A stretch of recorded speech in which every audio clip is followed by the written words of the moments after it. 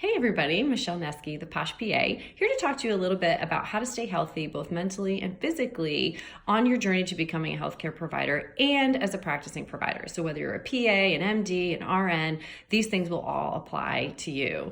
I felt it was good timing for me to talk about this topic because every year on my daughter's birthday, I take a moment to reflect on who I've become as a person and as a PA over the last 5 years. I've been a PA for 14 years, but the trajectory of my life and my career changed significantly once I had my daughter, not because of her physical presence, but because of the events that followed her arrival and some things that I struggled with from a mental and physical standpoint.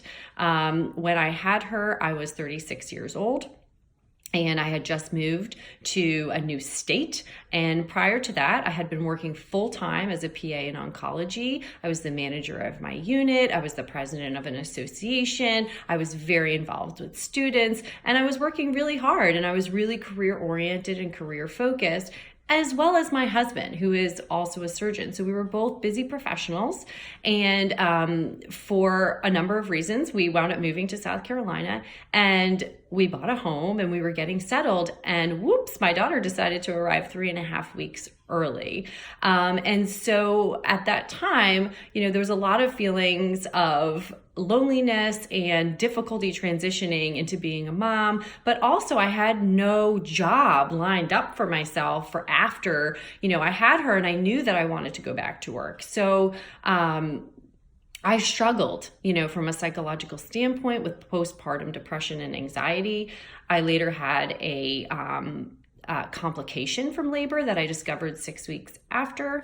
And after that event happened and I had to undergo a procedure which had a complication, I had what some may refer to as a breakdown. I don't know if that's what it was or not, but I would say it was. I was unable to take care of myself and take a shower and get dressed. I needed help and I sought the help that I needed.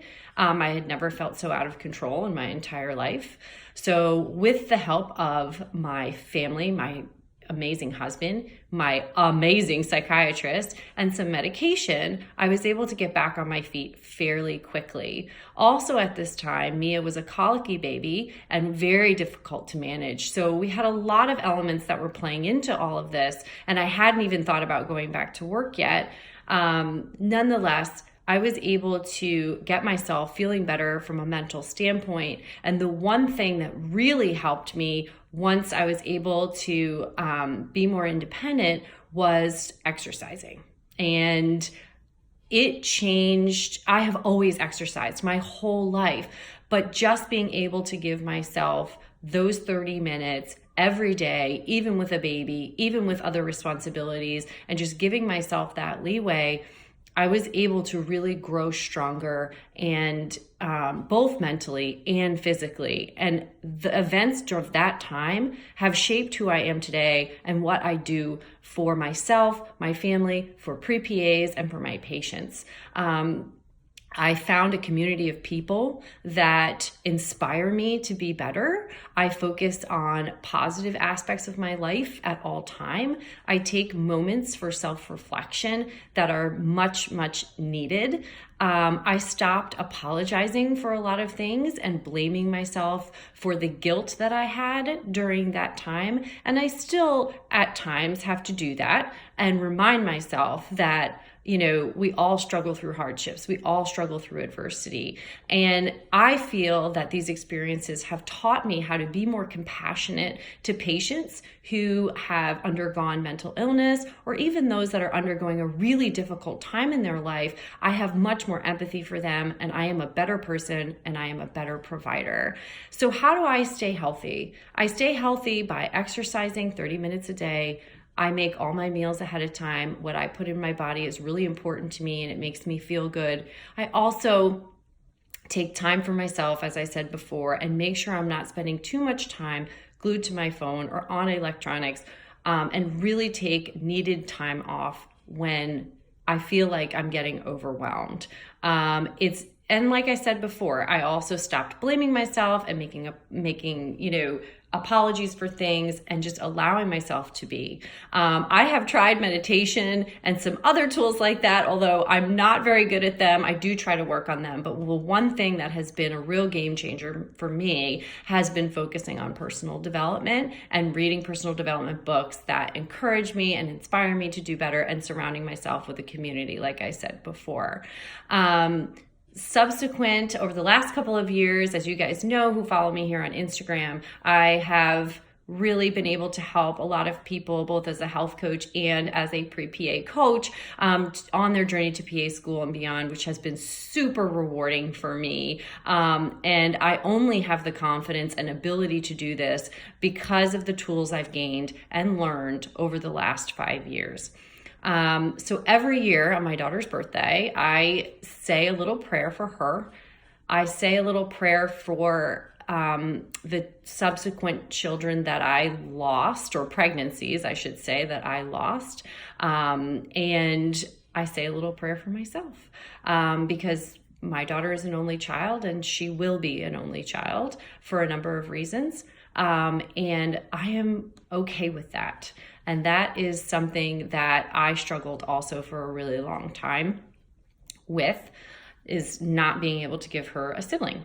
And, you know, it's taken a lot of work and a lot of self-reflection and a lot of time to be confident in who I am and not accept, you know, weaknesses that, or things that I feel like are my fault or weaknesses of mine.